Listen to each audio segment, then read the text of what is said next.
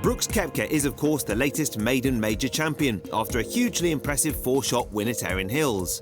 Anna joined the former European Tour player turned commentator Andrew Coltart to take a closer look at the swing of the new US Open champion. The second major of the season has been and gone, where we saw Brooks Koepka triumph and become US Open champion. Andrew, you were out there at Erin Hills in the thick of the action commentating. What can we learn from Brooks's game that an amateur could perhaps relate to that could help them?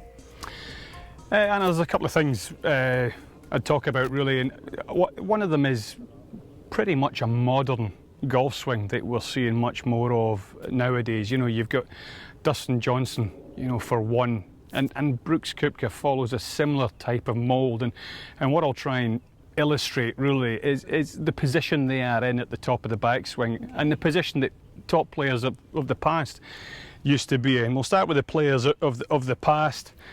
At the top of their backswing, they were very much the sort of the back of the left hand, left wrist a little bit cupped. You'd maybe look at the toe of the club. The toe is probably pointing down to the ground. The angle is about sort of 45 degrees, and they would just turn their arms and the body and release that club. And the idea was that everything was fine. That was a fairly neutral club face at the top of the backswing. But now we're seeing a massive change, a much more powerful position at the top of the backswing. Historically, one that probably would have put players in an awful lot of bother. Okay. And it is very much a sort of bowed left wrist, that way, not that way, it's that way. The club face is pointing way at the sky. This used to cause all kinds of problems, big hooks and massive pushes.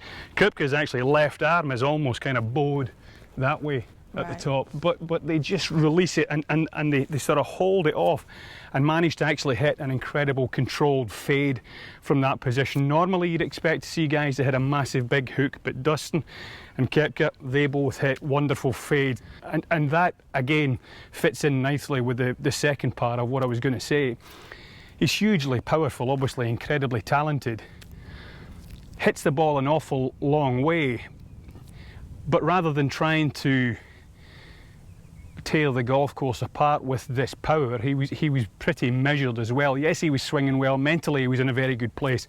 He put the ball in play off the tee, and when he was in the fairways, he found the middle of the greens.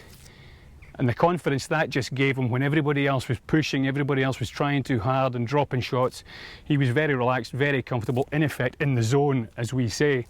And that was enough to go ahead and make him US Open champion. It was a very impressive performance. Yeah, it really was the whole package. And with Brooks, as you say, he's one of the biggest hitters in the field, but he could also control his fairway shots. But just for the moment, can you demonstrate how he generates such power off that tee? Please take the stage. Can I demonstrate that? No, I can't. I can't demonstrate that. He's about 6'4" and spends 8 hours a day in the gym. The Andrew Coltart version. The Andrew Coltart version. The Andrew Coltart version. This one's just going to go straight round my left leg. You know, the guy's an athlete, spends an awful lot of time in the gym. Club head speed is massive for these guys now. The incredible build-up of power through the hitting area. It's certainly a different kind of animal that I am used to anyway. But the turn of the body and the release of the club head is very impressive. Yeah, nice. Well, it was straight, but it was right at the neck. Well, yeah, you've almost outdriven the driving range. Don't worry about that. So that all generates from wrists and the turn of the club. Yeah, he's a modern day swing, very, very powerful, very athletic, a lot of prominence at club head speed in the hitting area. Slightly different to days gone by when people were more concerned about finding fairways because the bigger hitters tended to be erratic. Yeah. The modern technology helps them a lot more nowadays. They're much more controlled as a result of that. They go at the golf ball an awful lot harder.